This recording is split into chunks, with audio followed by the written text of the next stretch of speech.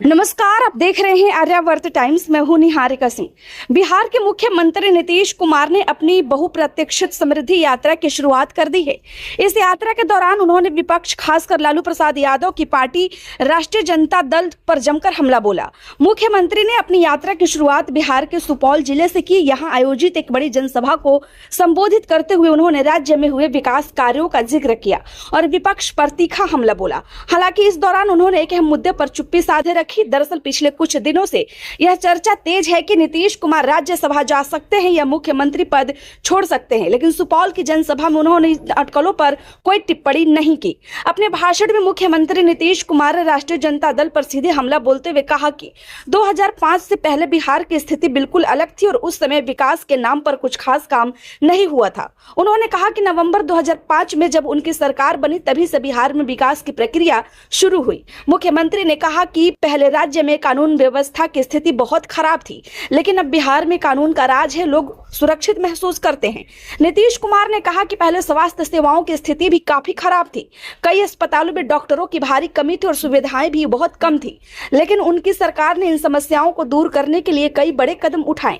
जनसभा को संबोधित करते हुए मुख्यमंत्री ने कहा कि बिहार में स्वास्थ्य सेवाओं को मजबूत करने के लिए लगातार काम किया जा रहा है। उन्होंने बताया कि राज्य में 6 नए मेडिकल कॉलेज खोले जा रहे हैं। इसके साथ ही पटना के सबसे बड़े सरकारी अस्पताल Patna medical college and hospital यानी PMCH को 5400 बेड का बनाया जा रहा है। वहीं Indira Gandhi institute of medical science यानी IGMS में करीब 3000 बेड की व्यवस्था की जा रही है। मुख्यमंत्री ने कहा कि शिक्षा और स्वास्थ्य के क्षेत्र में उनकी सरकार ने कई बड़े बदलाव किए हैं और आगे भी यह काम जारी रहेगा। अपने संबोधन में नीतीश कुमार ने बिहार में बुनियादी ढांचे के विकास का भी जिक्र किया। उन्होंने कहा कि राज्य में सड़कों और पुलियों का बड़ा नेटवर्क तैयार किया गया है।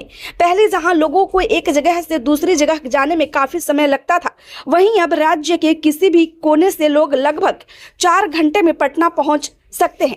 मुख्यमंत्री ने कहा कि सड़क और पुल बनने से व्यापार, शिक्षा और रोजगार के अवसर भी बढ़े हैं। नीतीश कुमार ने अपने भाषण में किसानों के लिए चलाई जा रही योजनाओं का भी जिक्र किया।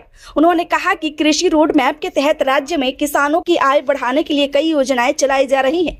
मुख्यमंत्री ने कहा कि किसानों को अब फसलों का बेहतर दाम मिल रहा है और उनकी आय बढ़ने के लिए लगातार प्रयास किए जा रहे हैं। इसके साथ उन्होंने बताया कि गांवों में सिंचाई की व्यवस्था को बेहतर बनाने के लिए भी काम किया गया है ताकि खेतों तक आसानी से पानी पहुंच सके। मुख्यमंत्री ने कहा कि राज्य सरकार ने गांवों में बुनियादी सुविधाएं पहुंचाने के लिए कई योजनाएं शुरू की है। उन्होंने कहा कि कई परिवारों को मुफ्त बिजली की सुविधा दी जा रही है और घर नल जल का योजना के तहत पीने का साफ पानी उपलब्ध कराया जा रहा है। नीतीश कुमार ने कहा कि इन योजनाओं का फायदा गांव-गांव तक पहुंच रहा है और लोगों की जिंदगी में बड़ा बदलाव आ रहा है। मुख्यमंत्री ने महिलाओं के सशक्तिकरण को भी अपनी सरकार की बड़ी उपलब्धि बताया। उन्होंने कहा कि राज्य में स्वयं सहायता समूहों की संख्या तेजी से बढ़ी है। फिलहाल बिहार में 11 लाख से ज्यादा स्वयं सहायता समूह काम कर रहे हैं। इन समूहों के माध्यम से लाखों महिलाएं आर्थिक रूप से मजबूत हो रही हैं और अपने परिवार की आय बढ़ाने में योगदान दे रही हैं।